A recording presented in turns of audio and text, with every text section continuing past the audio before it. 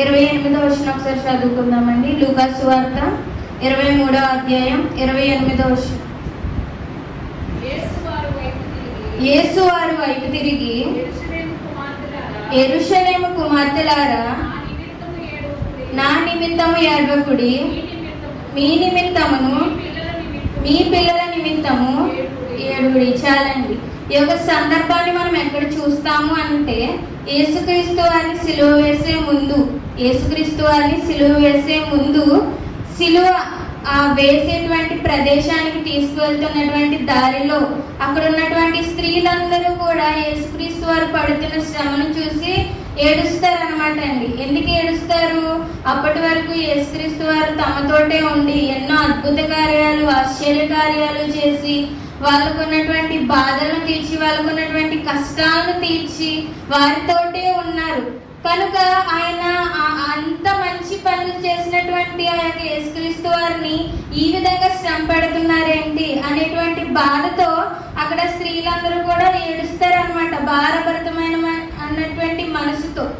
అయితే ఆ ఏడుస్తున్నటువంటి ఆ స్త్రీలను చూసి యేసుక్రీస్తు వారు చెప్పినటువంటి మాటే, యెరూషలేము కుమార్తెలారా, నా నిమిత్తము ఏడవకండి, మీ నిమిత్తము మీ పిల్లల నిమిత్తము ఏడవండి అని చెప్తున్నారు అనమాట. అయితే ఇక్కడ నా నిమిత్తము ఏడవకండి అని ఎందుకు చెప్తున్నారు అనే విషయాన్ని మనం చూసినట్లయితే, ఇక్కడ చాలా మంది క్రైస్తవులుగా ఉన్నటువంటి చాలా మంది ఏంటంటే సానుభూతిని చూపించాలనో, అయ్యో యేసుక్రీస్తుని సిలువ వేశారనో ఈ విధంగా అనుకుంటారు తప్ప, యేసుక్రీస్తు సిలువ వేసింది నా పాపాలను బట్టి అనేటువంటి విషయాన్ని మర్చిపోయి, అయ్యో దేవా నువ్వు సిలువ మీద ఇంత ఘోరమరణం పొందావా అని యేసుక్రీస్తు మీద సానుభూతి చూపించే విధంగా ఈనాడు క్రైస్తవులైన వారు కూడా ఉన్నారండి. అందుని బట్టి కొరింథీ సంఘానికి పౌలు గారు రాస్తూ అంటారు, 2 కొరింథీయులకు రాసిన పత్రిక ఒకసారి మనం అందరం కూడా ఓపెన్ చేద్దాం. 2 కొరింథీయులకు రాసిన పత్రిక 7వ అధ్యాయం 9వ వచనం ఒకసారి చదవండి. 2 కొరింథీయులకు రాసిన పత్రిక 7వ అధ్యాయం 9వ వచనం. మీరు దుఃఖపడితిరని, చాలండి, మీరు దుఃఖపడితిరని సంతోషించటలేదు. మనం సిలువను చూసి అయ్యో దేవా నా కోసం ఇంత నలిగిపోయావా, లేదనంటే నువ్వు సిలువలో ఇంత ఘోర మరణం పొందావా అని మనం ఎంత ఏడ్చినా, మనం దుఃఖపడిన దుఃఖాన్ని చూసి దేవుడు సంతోషించట్లేదంట. మరి దేన్ని గురించి సంతోషిస్తున్నారంట? మీరు దుఃఖపడి మారు మనసు పొందితిరని ఇప్పుడు సంతోషించున్నాను. ఇలా యేసుక్రీస్తు సిలువ మీద ఎవరి కోసం మరణం పొందారు? నా కోసమే కదా. నేను చేసిన పాపాలను బట్టే కదా, నేను చేసిన దోషాలను బట్టే కదా ఆయన ఆ సిలువ మీద అంత ఘోర మరణం పొందాల్సి వచ్చింది అనేటువంటి విషయాన్ని ఆలోచించి మనం మారు మనస్సు పొందినప్పుడే దేవుడు సంతోషిస్తారంట.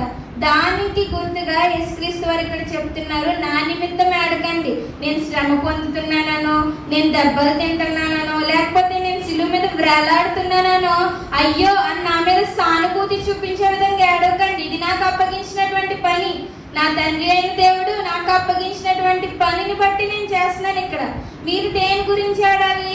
నా పాపాల వల్లే కదా ఇంత ఘోర మరణం పొందుతున్నారు, అయినా సరే నాలో మారు మనసు ఉందా, లేదంటే నేను చేసిన తప్పులటువంటి వల్లే కదా యేసుక్రీస్తు వారు ఇంత మరణం పొందుతున్నారు, మరి ఆ తప్పులను తిట్టుకునే మనసు నాలో ఉందా అనేటువంటి విషయాన్ని ఆలోచించి మీ నిమిత్తం మీ పిల్లల నిమిత్తం ఏడవండి, నా కోసం ఏడవద్దు అని యేసుక్రీస్తు వారు ఇక్కడ మనకు తెలియజేస్తున్నారండి.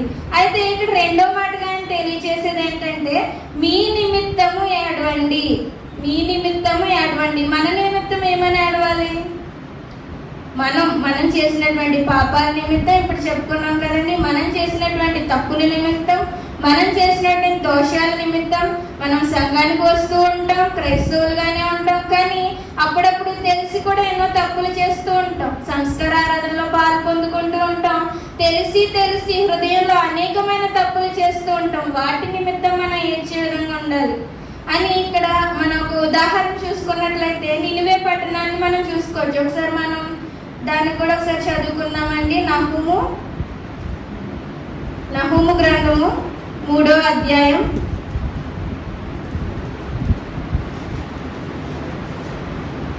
1వ వచ్చిన ఒకసారి చదువుకుందామండి. నరహత్య చేసిన పట్టణమా నీకు శ్రమ. చాలండి. ఇంకొకసారి 6వ వచనం ఒకసారి చదువుకుందాం. 10 మంది ఎదుట నీ మీద మాలిన్యము వేసి. చాలండి. ఇక్కడ మన నిమిత్తం ఎందుకు ఏడవాలి అని అంటే, యేసుక్రీస్తు వారు పాత నిబంధన గ్రంథంలోనే ఒక పట్టణాన్ని మనకు చూపిస్తున్నారు అనమాట. నినివే పట్టణం. నినివే పట్టణం గురించి దేవుడు పలికినటువంటి మాట ఏంటంటే, నరహత్య చేసిన పట్టణమా నీకు శ్రమ. అంటే ఆ పట్టణంలో ఎటువంటి హత్యలు జరుగుతున్నాయి, ఎటువంటి దురాచారాలు జరుగుతున్నాయి అనేటువంటి విషయాన్ని మనం చూసినట్లయితే 1వ వచనం నుంచి 6వ వచనం వరకు వ్రాయబడి ఉందండి. ఏమని, నువ్వు ఇలా చేసావు, నువ్వు అలా చేసావు, నువ్వు ఈ తప్పులు చేస్తున్నావు అని ప్రతిదీ కూడా దేవుడు అక్కడ వారికి వివరిస్తూ ఉన్నారు. అంత ఘోరమైనటువంటి పట్టణం నినివే పట్టణం. అయితే ఈ నినివే పట్టణానికి మనందరికీ తెలుసు, యోనాని దేవుడు పంపిస్తారు.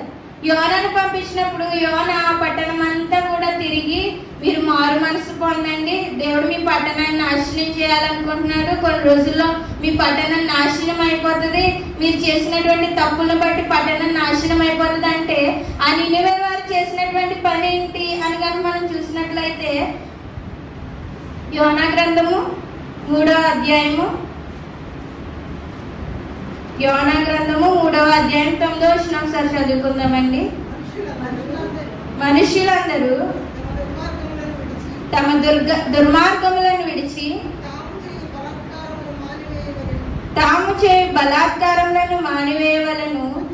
మనుష్యులేమి పశువులేమి సమస్తమును గోనె పట్ట కట్టుకొనవలెను.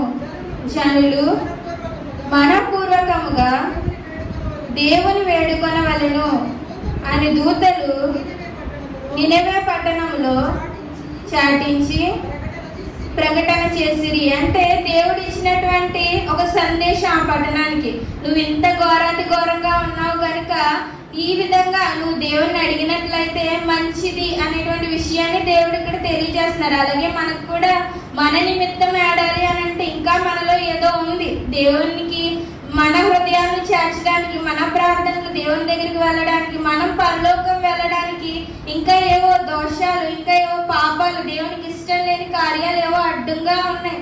ఆ అడ్డును తొలగించాలి అనే ఒక సందేశాన్ని దేవుడు మనకు తెలియజేస్తూ, మీ నిమిత్తము ఏడుడి అనేటువంటి విషయాన్ని ఎలా అయితే నినివే పట్టణానికి సందేశాన్ని పంపారో, ఈరోజు మన యొక్క మనస్సుకి, మన యొక్క జీవితాలకి దేవుడు అక్కడ యెరూషలేము కుమార్తెల ద్వారా సందేశాన్ని పంపడం అనేది జరిగింది. సందేశాన్ని విన్నటువంటి నినివే వారు ఏం చేశారు, అదే విధంగా గోనె పట్ట కట్టుకుని పశువులతో సహా ఉపవాసం ఉండి దేవుణ్ణి వేడుకొన్నారంటే ప్రార్థించారు, ఏడ్చారు, అంగలార్చిన తర్వాత దేవుడు ఏం చేశారనే విషయాన్ని మనం 10వ వచనంలో చూసినట్లయితే, ఈ నినివే వారు తమ చెడు నడతలను మానుకొనగా వారు చేయుచున్న క్రియలను దేవుడు చూచి పశ్చాత్తాప్తుడై వారికి చేదునని తాను మాట ఇచ్చిన కీడు చేయకమానెను. అంటే దేవుడు ఎంత ప్రేమ కలిగిన దేవుడు అని మనం చెప్పుకుంటాం తప్ప, మన దగ్గర ఉన్న తప్పుని దేవుడి దగ్గర పెట్టి మారు మనసు పొందితే అది అంతే ప్రేమతో దేవుడు మనల్ని క్షమిస్తాడు అనేటువంటి విషయాన్ని మనం మర్చిపోతూ ఉంటాం. మర్చిపోయి అనవసరమైన విషయాల కోసం ఏడుస్తూ ఉంటాం. కానీ దేవుడు ఇక్కడ ఏం చెప్తున్నాడు, మీ నిమిత్తమే ఆడవండి, మనలో ఉన్నటువంటి లోపాల నిమిత్తమే ఆడవాలి, మనలో దేవునికి దగ్గర అవ్వలేకపోతున్నామని ఆడవాలి, ఇంకా భూమి మీద పరుగును దేవుని చిత్తానుసారంగా నడవలేకపోతున్నాం, దేవుడిచ్చిన పనిని చేయలేకపోతున్నాం, ఎందుకు అనేటువంటి విషయాన్ని మనం మనసులో పెట్టుకుని మారు మనస్సు పొంది దేవుని దగ్గర ఏడ్చేవారిగా ఉండాలని ఇక్కడ దేవుడు ఒక సందేశాన్ని మనకు పంపిస్తూ, మీ నిమిత్తము ఏడుడి అంటూ కంటిన్యూ చేస్తారనమాట. మీ పిల్లల నిమిత్తం ఏడుడి అంటారు. ఈ కాలంలో తల్లిదండ్రులు పిల్లల విషయంలో చాలా గారాబంగా పెంచుతున్నారు, చాలా ప్రేమగా పెంచుతున్నారు. ప్రేమ ఏంటంటే ఒక పిల్లవాడిని కానీ అమ్మో నా తల్లిదండ్రుల మాట నేను వినాలి అనే విధంగా చేస్తుంది. కానీ గారాబం అలా చేయదండి. వారిని చెడిపేస్తుంది అనమాట. గారం వేరు, ప్రేమ వేరు. అలాగే పిల్లల్ని చాలా గారాబంగా పెంచుతున్నారు. వాళ్ళకి ఏంటంటే ఎన్ని డబ్బులు ఖర్చు పెడుతున్నాం, లేకపోతే వాళ్ళకి మనం ఎంత కష్టపడుతున్నాం అనే విలువ తెలియకుండా తల్లిదండ్రులు పెంచుతున్నారు. వాళ్ళు ఏం చేస్తున్నారు, ఏం చేసినా సమర్థించే విధంగా తల్లిదండ్రులు ఉన్నారు. అందుకే ఈరోజు పిల్లలందరూ కూడా చాలా దారుణంగా అయినటువంటి పరిస్థితులు వస్తున్నాయండి. వాళ్ళు ఏం చేస్తున్నారు, ఎలా ఉంటున్నారు, ఏ విషయాలు వాళ్ళు చూస్తున్నారు, ఏ ప్రదేశాలకు వాళ్ళు వెళ్తున్నారు, ఎవరితో వాళ్ళు స్నేహం చేస్తున్నారు, ఇలాంటి విషయాల్ని పెద్దలైనటువంటి వారు గమనించట్లేదు. చూడండి, స్కూల్కి వెళ్ళను అన్నారనుకోండి, పిల్లలు ఏం చేస్తాం, ఇంత ఫీజు కడుతున్నాం కదా, ఖచ్చితంగా వెళ్ళాలి, నువ్వు మేము ఇంత కష్టపడి ఇంత ఫీజు కడుతున్నాం, నువ్వు ఖచ్చితంగా వెళ్ళాలని ఆయన ఏడిపించో, కొట్టో, తిట్టో, మన వారిని ప్రోత్సహించో పంపిస్తున్నాం. మరి సండే స్కూల్కి వెళ్ళను అంటే ఇదే ప్రోత్సాహాన్ని మనం ఇస్తున్నామా? ఇదే ప్రోత్సాహాన్ని చాలా మంది తల్లిదండ్రులు ఇవ్వట్లేదు. దేవుని సన్నిధికి పరిచర్య చేయడానికి వస్తాను, లేదంటే పరిచర్యకు వెళ్ళు, సండే స్కూల్కి వెళ్ళు, దేవుని వాక్యాన్ని వినడానికి వెళ్ళు అని చాలా మంది తల్లిదండ్రులు ప్రోత్సహించట్లేదండి. ఎందువలన? చర్చే కదా, ఇంకా ఆదివారమే కదా వాళ్ళకి ఖాళీ దొరికింది అనే విధంగా దేవుని విషయంలో మనం వాళ్ళని నెగ్లెక్ట్ చేసేస్తున్నాం అనమాట, విడిచిపెట్టేస్తున్నాం. కానీ ఈ భూమి మీద అపవాది వాళ్ళ మీదనే పడుతుంది ప్రస్తుత దినాల్లో. కనుక మనం మన పిల్లల విషయంలో దృష్టి పెట్టేవారిగా ఉండాలి. కనుకనే దేవుడు ఫస్ట్ మన నిమిత్తం ఏడవాలి, తర్వాత మన పిల్లల నిమిత్తం ఏడవండి, మీ పిల్లల నిమిత్తం ఏడవండి అని చెప్తున్నారు అనమాట. అయితే ఒకసారి మనం బైబిల్లో చూసుకున్నట్లయితే ద్వితీయోపదేశకాండం 11వ అధ్యాయం 18వ వచనం ఒకసారి చదువుకుందామండి. 11వ అధ్యాయం 18వ వచనం. కాబట్టి మీరు ఈ నా మాటలను మీ హృదయంలోను మీ మనస్సులోను ఉంచుకొని వాటిని మీ చేతుల మీద సూచనలుగా కట్టుకొనవలెను. అవి మీ కన్నుల నడుమ బాసికములుగా ఉండవలను. నీవు నీ ఇంట కూర్చున్నప్పుడు, త్రోవను నడిచినప్పుడు, పండుకొనినప్పుడు, లేచినప్పుడు వాటిని గూర్చి మాట్లాడుచు వాటిని మీ పిల్లలకు నేర్పి. వేటిని నేర్పమంటారండి పిల్లలకి? దేవుని యొక్క వాక్యాన్ని, దేవునిలో ఎలా ఎదగాలనేటువంటి విషయాన్ని. కానీ ఈనాడు ఏం నేర్పుతున్నారు తల్లిదండ్రులు అని అంటే, అరే నాన్నమ్మని ఇలా తిట్టేరా, ఇలా అనేరా, అమ్మమ్మని ఇలా అనేరా, అరే భలే తిడుతున్నారా అనే విధంగా నేర్పుతున్నారు. వాళ్ళు పెద్దవాళ్ళని తిడుతుంటే చూసి మురిసిపోతున్నారు. అంత దారుణమైనటువంటి స్థితిలో తల్లిదండ్రులు ఆలోచిస్తున్నారు. ఇవాళ బాగానే తిట్టారు, ముద్దుగా ఉంటది ఇప్పుడు తిడితే, పెద్ద అయ్యాక రేపు అందరి ముందు, ఊర్లో అందరి ముందు, జనాల ముందు ఇదే విధంగా తిడతారు మనం కనుక ఇప్పుడు గద్దించకపోతే. కనుక వాళ్ళకి చిన్నప్పటి నుంచి ఏం నేర్పించాలి? వాక్యాన్ని నేర్పించాలి. దేవుని మందిరంలో ఎలా ఉండాలి, దేవుని వాక్యాన్ని చదవాలి, లేదంటే ఆరాధనలో ఎలా పాల్గొనాలి, ఆరాధన క్రమాన్ని ఎలా నేర్చుకోవాలి, ఇటువంటి విషయాలు నేర్పించేవారిగా ఉండాలి తప్ప అరే నానమ్మని తిట్టు, అమ్మమ్మని తిట్టు, ఇలాగాను అలాగాను, లేదంటే ఆ సినిమాలో చూసి డైలాగ్ చెప్పు, ఈ పాట పాడు, ఆ పాట పాడు అనేటువంటి విధంగా మనం చిన్నప్పటి నుంచి వారిని ప్రోత్సహించేవారిగా ఉండకూడదు. అవును, చిన్నప్పుడు చాలా ముద్దుగానే అనిపిస్తాయి వారి మాటలు. తర్వాత పెద్దయ్యాక ఈ చిన్న మాటలే, ఈ చిన్న నడతలే పెద్దయ్యాక వారి యొక్క జీవితాలను నాశనం చేస్తే గనక పిల్లల విషయంలో మనం ఎప్పుడు కూడా దేవుని విషయంలో పెంచేవారిగానే ఉండాలి. అది వాళ్ళకి కష్టం అవ్వచ్చు, ఆడుకునే సమయంలో దేవుని వాక్యాన్ని చదవడం వాళ్ళకి కష్టమే ఉండొచ్చు. కానీ చిన్నప్పటి నుంచి బాలుడు నడవలసిన త్రోవను వాడికి నేర్పుము, పెద్దవానైనప్పుడు వాడు దాని నుండి తొలగిపోడు. మనం చిన్నప్పటి నుంచి నేర్పించే దాన్ని బట్టే పెద్దయ్యాక వారి ప్రవర్తన ఆధారపడి ఉంటుందండి. కనుక మనం వాక్యాన్ని నేర్చుకుంటున్నారా లేదా? ఒకవేళ నేర్చుకోకపోతే దేవా నా పిల్లలకు వాక్యాన్ని ఎలా నేర్పించాలి, దేవా నా పిల్లలు నీలో ఎలా పెంచాలి అని దేవుని దగ్గర మన పిల్లల నిమిత్తం ఏడ్చేవారిగా ఉండాలండి. ఇంకొక విషయం ఏంటంటే పిల్లలకు అంగలార్పు విద్యను నేర్పించే విధంగా ఉండాలండి. అలాగే ఒకసారి మనం చూసుకున్నట్లయితే ఇర్మియా గ్రంథము 9వ అధ్యాయం ఇర్మియా గ్రంథం 9వ అధ్యాయం 20వ వచనం సార్ చదవండి. స్త్రీలారా యెహోవా మాట వినుడి, మీరు చెవియొగ్గి ఆయన నోటి మాట ఆలకించుడి. కుమార్తెలకు రోదనము చేయనేర్పుడి, ఒకరికొకరు. చాలండి. పిల్లలకు మనం అంగలార్పు విద్య నేర్పించాలంట. ఇప్పుడు పిల్లలకి ఏదైనా కావాల్సి వచ్చింది అనుకోండి, స్కూల్కి వెళ్తున్నారు, స్కూల్ బ్యాగ్ కావాల్సి వచ్చింది, తల్లిదండ్రుల దగ్గర ఏడుస్తారా లేదా? ఏడుస్తారు. నాకు కొత్త బ్యాగ్ కావాలి, లేదంటే నాకు కొత్త పలక కావాలి, నాకు కొత్త బుక్ కావాలి అని ఏడుస్తారు.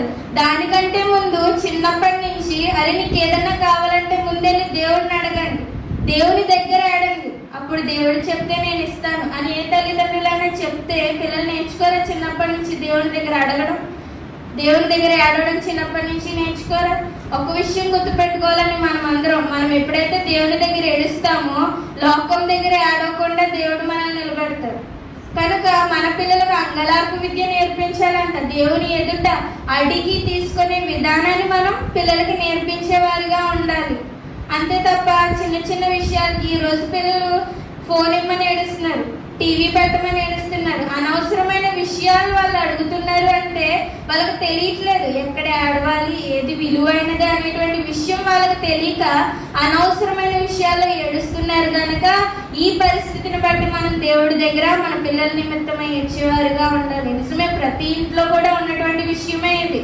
చిన్నపిల్లలైనటువంటి వారు ఫోన్స్కి అడిక్ట్ అయిపోతున్నారు, లేదా టీవీకి అడిక్ట్ అయిపోతున్నారు, గేమ్స్కి అడిక్ట్ అయిపోతున్నారు. ఎందుకు అయిపోతున్నారు? నా ఇంట్లో బిడ్డలు ఎందుకు ఇలా ఉన్నారు దేవా, నువ్వే మార్చుతాండి. నేను చేసినటువంటి తప్పిదమే, చిన్నప్పటి నుంచి నేను వీరికి ఇవి అలవాటు చేయకుండా నీ వాక్యాన్ని అలవాటు చేస్తుంటే ఈ రోజు వీళ్ళు ఇలా ఉండేవారు కాదు కదా అని మనం ఇప్పుడు దేవుని దగ్గర మన పిల్లల నిమిత్తమై ఏడ్చేవారిగా ఉండాలి. అందుకే దేవుడు అక్కడ చెప్తూ నా కోసమే అడగండి, అది వృధా, నాకు దేవుడు పంపించినటువంటి పనిని నేను చేస్తున్నాను, మీకోసం ఏడవండి. మీలో ఇంకా ఏవో దోషాలు ఉన్నాయి, అందుకే దేవుడు ఇంకా సమయాన్ని ఇచ్చి భూమి మీద ఉంచారు, వాటిని సరిదిద్దుకోవడానికి ఏడవండి. మీ పిల్లల నిమిత్తం ఏడవండి. వాళ్ళు భవిష్యత్తును నిర్మించేటువంటి యోధులు వాళ్ళు. అంటే మనము ఇప్పుడు వయసు అయిపోయిన తర్వాత ఈ తరం గతించిపోద్ది, నెక్స్ట్ తరానికి తరువాత తరానికి పునాదులు వాళ్ళు. మన పెంపకం మీద ఆధారపడి ఉంటుంది. మనం కనుక దైవికంగా పెంచితే వచ్చే తరం దైవికంగా ఉంటుంది, మనం కనుక అల్లరి చిల్లరగా పెంచితే వచ్చే తరం అలాగే ఉంటుంది, గారాభంగానే అల్లరి చిల్లరగానే డిజిటల్ గా టీవీలు ఫోన్లు అన్నట్లుగానే ఉంటది. కనుక మనం పెంచేటువంటి విధానాన్ని బట్టి దేవా నాకు పిల్లల్ని ఎలా పెంచాలనేటువంటి జ్ఞానాన్ని దయచి, నా పిల్లలు ఈ పరిస్థితిలో చిక్కుకుపోయి ఉన్నారు, ఈ వ్యసనం ఫోను అనే వ్యసనానికి బానిసైపోయి ఉన్నారు, త్రాగుడుకు బానిసైపోయి ఉన్నారు, లేకపోతే పలానా లోక సంబంధమైన విషయానికి బానిసైపోయి ఉన్నారు. కనుక వాళ్ళు మార్చు ప్రభు, చిన్నపిల్లలే అని నేను వదిలిపెట్టేశాను, నా నిర్లక్ష్యం వల్ల వాళ్ళ వ్యతిరేకమైనటువంటి దిశలో వాళ్ళు నడుస్తున్నారని మనం పిల్లల నిమిత్తం నేర్చేవారిగా ఉండాలి. అలా మనం విద్య అంటే ఏడవండి, నా నిమిత్తం ఏడవండి, పిల్లల నిమిత్తం ఏడవండి అని అన్నారు. కానీ ఏ విషయాల్లో ఏడాలి? దుఃఖం కూడా రెండు రకాలు అంటండి పౌలు గారు చెప్తారు.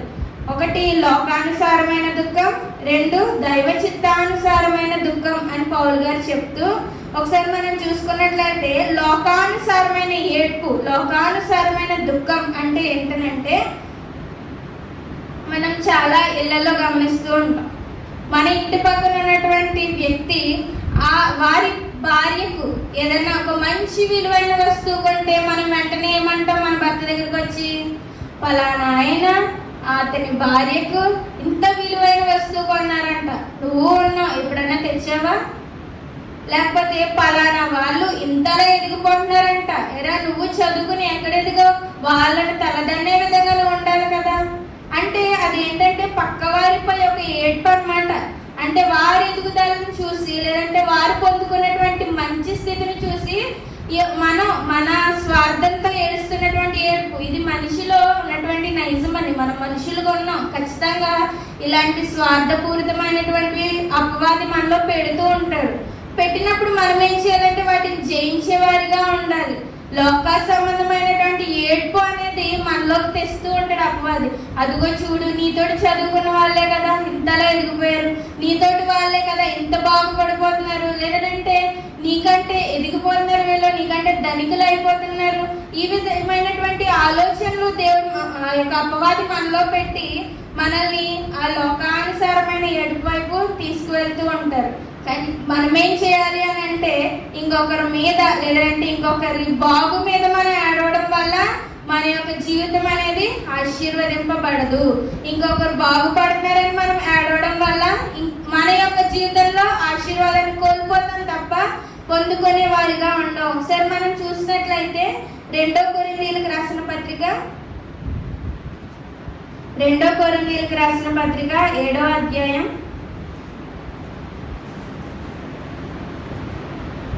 10వ వచనం ఒకసారి చదువుకుందామండి. దైవ చిత్తానుసారమైన దుఃఖము రక్షణార్థమైన మారు మనస్సును కలుగజేయును. చాలండి.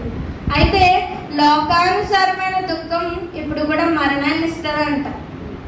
లోకానుసారమైన దుఃఖం మరణాన్ని ఇస్తుంది. కానీ దైవ చిత్తానుసారమైన దుఃఖం రక్షణార్థమైన మారు మనసును కలుగజేస్తుంది. లోకానుసారంగా మనం వెళ్ళామనుకోండి, చూడండి, లోకంలో ఇది కావాలి అది కావాలి, వాళ్ళు అంటే పులిని చూసి నక్కల వాతలు పెట్టుకోవడం అంటారు. అదేవిధంగా మనది కాని వాటిని, మనకు పొందన లేని వాటిని, మనకు కలగలేని వాటిని చూసి ఈ విధంగా చేస్తే నేను వీళ్ళకలా అవుతానేమో అని కనుక మనం లోకానుసారమైన ఏడుపుతో ముందుకు వెళ్తే అది ఆ యొక్క లోకానుసారమైన దుఃఖం మనకు మరణాన్ని కలుగజేస్తుందంట. అదే విధంగా లోకంలో చాలా మరణాలు జరుగుతున్నాయండి. టీవీలో చూసో, ఫోన్లో చూసో అనేక మంది యవనస్తులు లోకానుసారమైన వాటి వైపు వెళుతూ మరణాన్ని కొని తెచ్చుకుంటున్నారు. దేవుడు పిలవక ముందే వారి యొక్క జీవితాలు ముగించుకుంటున్నారు. యవనస్తులే కాదు, కొన్ని కుటుంబాలు కూడా ఎంతో అంటే నేను కనుక చూడండి, మన టీవీలో చూసాం, ఈ పని చేస్తే ఇన్ని డబ్బులు కడితే దానికి రెట్టింపు డబ్బులు నాకు వచ్చేస్తాయి, అప్పుడు నేను నా వాళ్ళందరికంటే ఎదిగిపోవచ్చు అనేటువంటి విధానంలో ఎక్కడెక్కడో అప్పులు తెచ్చి కట్టేస్తున్నారు. అది మోసమైపోతుంది. మోసమైపోయిన తర్వాత ఏమవుతుంది? వాటిని తీర్చలేక లేదంటే ఆ యొక్క సమాజంలో తలెత్తుకోలేక బలవన్మరణాలకు పాల్పడుతున్నారు. ఏం తీసుకొస్తుంది? లోకానుసారమైన దుఃఖం, లోకానుసారమైన ఆశ ఏం తీసుకొస్తుంది? చివరికి మరణాన్ని తీసుకొస్తుంది. కనుక మన ఏడ్పు అనేది ఏడవండి అని చెప్పారు కాబట్టి దేవుడు ఏ విషయాల కోసమైనా ఏడ్చేయచ్చు అనేవారిగా కాకుండా ఏది లోకానుసారమైన ఏడ్పు అనేటువంటి విషయాన్ని మనం గమనించి ఆ యొక్క లోకానుసారమైన దుఃఖానికి దూరంగా ఉండేవారిగా ఉండాలి. మరి ఏ దుఃఖానికి దగ్గరగా ఉండేవారిగా ఉండాలి? దైవ చిత్తానుసారమైన దుఃఖం. దైవ చిత్తానుసారమైన దుఃఖం అంటే మనం మొదటిగా ఆల్రెడీ మాట్లాడుకున్నామండి. దేని నిమిత్తం? మన యొక్క మారు మనస్సు నిమిత్తం, మన యొక్క పాప క్షమాపణ నిమిత్తం, మన యొక్క జీవితాలను బాగుపరుచుకునే దాని నిమిత్తం మన యొక్క దుఃఖం లేదంటే మన యొక్క ఏడ్పు ఉండాలి తప్ప లోకానుసారమైన ఏడ్పు మనకి ఎప్పుడు కూడా మరణాన్ని తెచ్చిపడుతుందండి. ఒకసారి అదే వచనం మళ్ళీ చదువుదాం. 2 కొరింథీయులకు రాసిన పత్రిక 7వ అధ్యాయం 10వ వచనం. దైవ చిత్తానుసారమైన దుఃఖం రక్షణార్థమైన మారు మనస్సును కలుగు చేయును. మనం దుఃఖపడ్డాము అని అంటే, మనం ఏడ్చాము అని అంటే మనలో మారు మనసు రావాలి. మనం దేవుని దగ్గర ఏడ్చాము అంటే అది దేవుడు శ్రేష్టంగా మనకి ఇచ్చే విధంగా ఉండాలి తప్ప ఏంటి ఇలాంటి వాటి కోసం నా బిడ్డ ఏడుస్తుంది, ఇలాంటి వాటి కోసం ఏడుస్తుంది ఏంటి అని దేవుడే ఆ ఏడుపుని చూసి సిగ్గుపడే విధంగా ఉండకూడదండి. ఎందుకంటే బైబిల్లో దేవుడు ఏడ్పుకి ఆయన చాలా గొప్ప విలువిస్తాడనమాట. ఏమని? మన యొక్క ఏడ్పుని ఆయన కవిల్లో దాచుకుంటారంట. ఒకసారి మనం చూద్దాం అదే వచనాన్ని కూడా. కీర్తనల గ్రంథము 56వ అధ్యాయం 8వ వచనం ఒకసారి చదువుకుందామండి. కీర్తనల గ్రంథం 56వ అధ్యాయం 8వ వచనం. నా సంచారములను నీవు లెక్కించి ఉన్నావు, నా కన్నీళ్లు నీ బుడ్డిలో ఉంచబడి ఉన్నవి, అవి నీ కవిలలో కనబడును కదా. చాలండి. అంటే మనం ఏడ్చే ప్రతి ఏడ్పును దేవుడు దాచుకుంటున్నారంట. ప్రతి కన్నీటి బొట్టును మనం దేవుడు దాచుకుంటున్నారంట. మరి అలాంటప్పుడు మన ఏడ్పు ఏ విధమైనదై ఉండాలి? లోకానుసారమై ఉండాలా? లేదంటే వాళ్ళని వీళ్ళని చూసి ఏడ్చేదిగా ఉండాలా? మన కుటుంబం యొక్క మార్పు కోసం, మన మార్పు కోసం, మన పిల్లల మార్పు కోసం ఏడ్చేది విధంగా ఉండాలా? స్త్రీలైనటువంటి మనకి ఏడుపు అనేది చాలా తొందరగా వస్తుందండి. పురుషులతో పోల్చుకుంటే చిన్న మాటకు కూడా మనం ఏడుస్తాం. చాలా సున్నితమైన మనస్తత్వం కలిగి చిన్నగా కసిరినా లేదంటే చిన్న చిన్న విషయాలకు మనం ఏడుస్తూ ఉంటాం. అయితే మనం ఒక విషయాన్ని గుర్తుపెట్టుకోవాలి, మన ఏడుపు అనేది మారు మనసుని కలిగించాలంట ఎదుటి వ్యక్తికి, లేదంటే మనకు కుటుంబానికి, మన యొక్క పిల్లలకి మారు మనసుని తెచ్చిపెట్టే విధంగా ఉండాలి తప్ప చిరాకు తెచ్చిపెట్టే విధంగా, లేదంటే దేవుడు సిగ్గుపడే విధంగా ఈ విధమైనటువంటి ఏడుపు దేవుడు వద్దు అని ఈ యొక్క వచనం ద్వారా మనకు తెలియజేస్తున్నారండి. ఈ యొక్క కన్నీటి చుక్కలను ఆయనంట తన కవిలలో, తన గుడ్డెలో దాచుకున్నారంట. దాన్ని బట్టి మనం దేన్ని దాచుకుంటామండి? ఇప్పుడు మన బీరువాల్లో ఎటువంటి వస్తువులు ఉంటాయి? చాలా విలువైన వస్తువులు ఉంటాయి.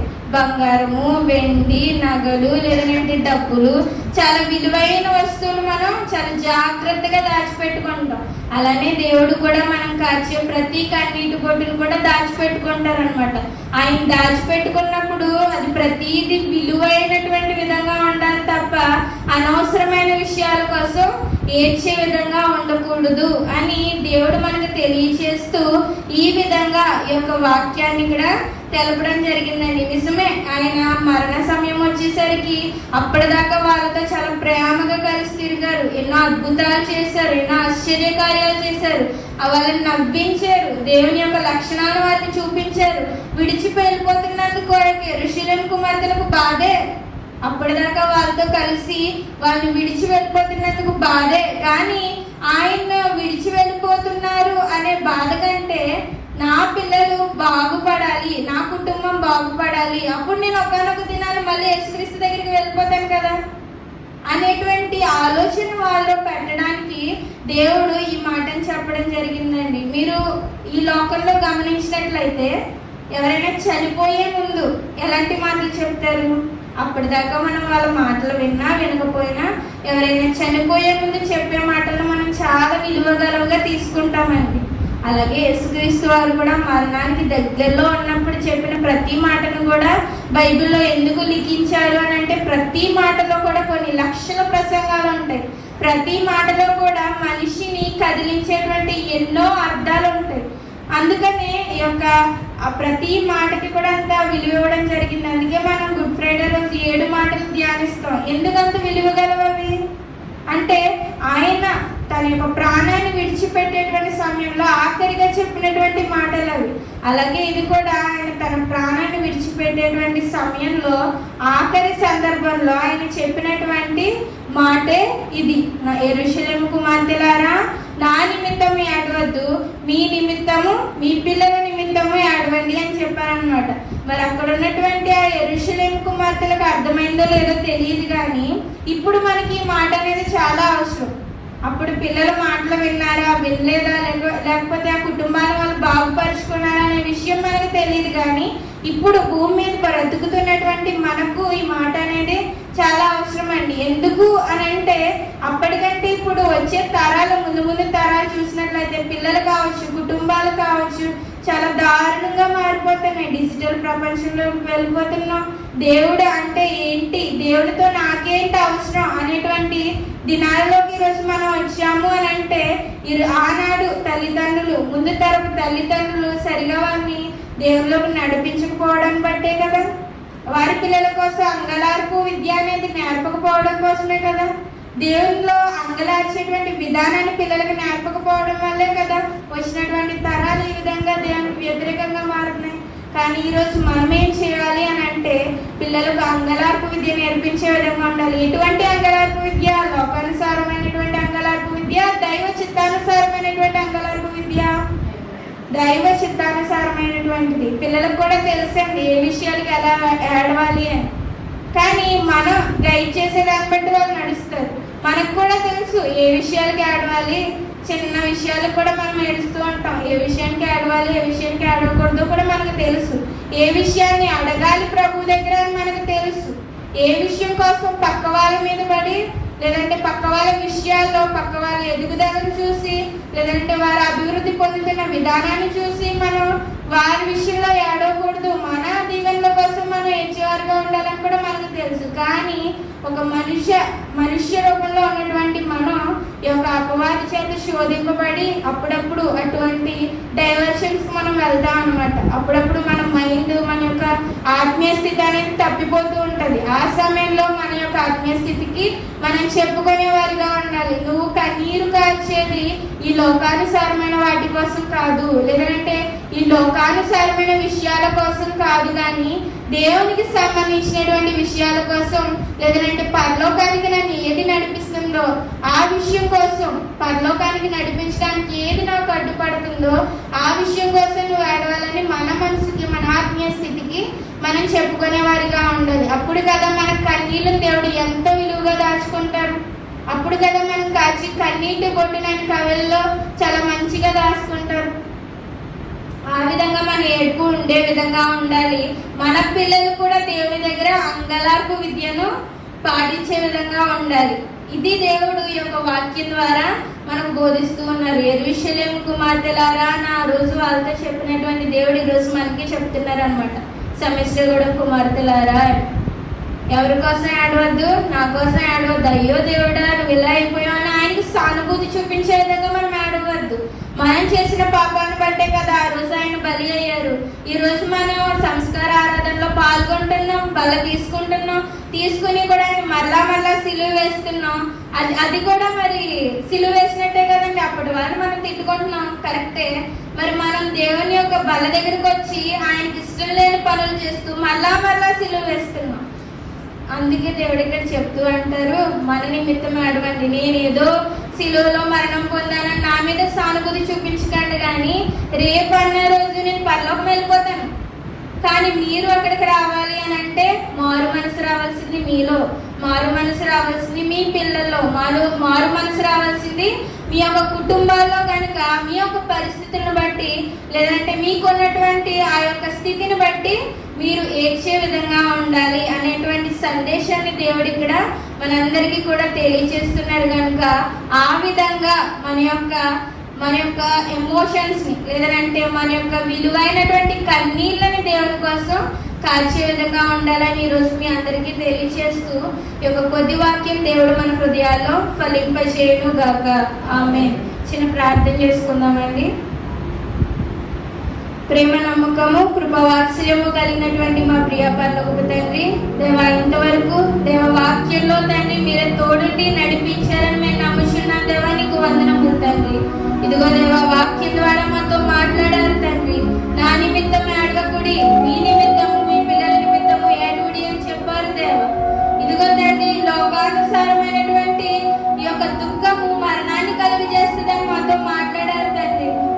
ఇదిగో తండ్రి దైవ చిత్తానుసారమైన దుఃఖాన్ని తండ్రి మేము ఆ విధంగా ఉండేవారుగా ఉండాలి తప్ప లోకానుసారమైన దుఃఖం వైపు మేము వెళ్ళేవారుగా ఉండకూడదు దేవా. ఇదిగో తండ్రి మా కుటుంబాల బాగు కోసం ఎంచేవారుగా ఉండాలి తప్ప లోకంలో దేవా లోక విషయాల్లో మేము ఎంచేవారుగా ఉండకూడదు తండ్రి. ఇదిగో దేవా నీ వద్ద తండ్రి మా యొక్క కన్నీళ్ళు ఎంతో విలువైన తండ్రి. అటువంటి విలువైన వాటి కోసమే మేము మా కన్నీళ్ళు కార్చే విధంగా ఉండాలి తప్ప లోకస్తులందరి ముందు తండ్రి అనవసరమైన విషయాలు మేము కన్నీరు కార్చే విధంగా ఉండకూడదు తండ్రి. మా యొక్క పిల్లల పట్ల మేము శ్రద్ధ కలిగి ఉండాలి తండ్రి. ఇదిగో దేవా వారు తప్పిపోతున్నారు తండ్రి, వారి నిమిత్తం మేము కన్నీరు కార్చే విధంగా ఉండాలి దేవా. దేవా వారికి అంగలార్పు విద్యను నేర్పించి తండ్రి నీ సన్నిధిలో అడిగి పొందుకునేటువంటి ఆ యొక్క అనుభవాన్ని వారికి మేము నేర్పించే విధంగా ఉండాలి తండ్రి. సహాయాన్ని దయచేయండి దేవా, నీకు వందనములు తండ్రి. ఇదిగో దేవా పరలోకం రావడానికి తండ్రి మా యొక్క పాపాలు ఎన్నో తండ్రి అడ్డుగా ఉన్న తండ్రి, వాటిని తొలగించుకోవడానికి మారు మనసు కోసం మేము ఏడ్చే విధంగా ఉండాలి తండ్రి. అటువంటి మనసును మాకు దయచేయండి ప్రభువా, నీకు వందనములు తండ్రి. ఇదిగో దేవా వాక్యం ద్వారా మాతో మాట్లాడారని మేము నమ్ముచున్నాం తండ్రి. విని వదిలేసే వారిగా కాకుండా దేవా ఇదిగో తండ్రి వాటిని మా యొక్క హృదయాల్లో ఉంచుకుని మా యొక్క క్రియల్లో పాటించి తండ్రి నీ ఎదుట దేవా మేము సాక్షులుగా నిలబడేటట్లు మీరే కృపను భాగ్యాన్ని దయచేయమని మాకు ఇచ్చినటువంటి అవకాశాన్ని బట్టి నీకే వందనములు, స్తుతులు, స్తోత్రములు చెల్లించుకుంటూ దేవకి ఇచ్చిన ప్రార్థన మీ యొక్క పాఠశానికి చేర్చుకొని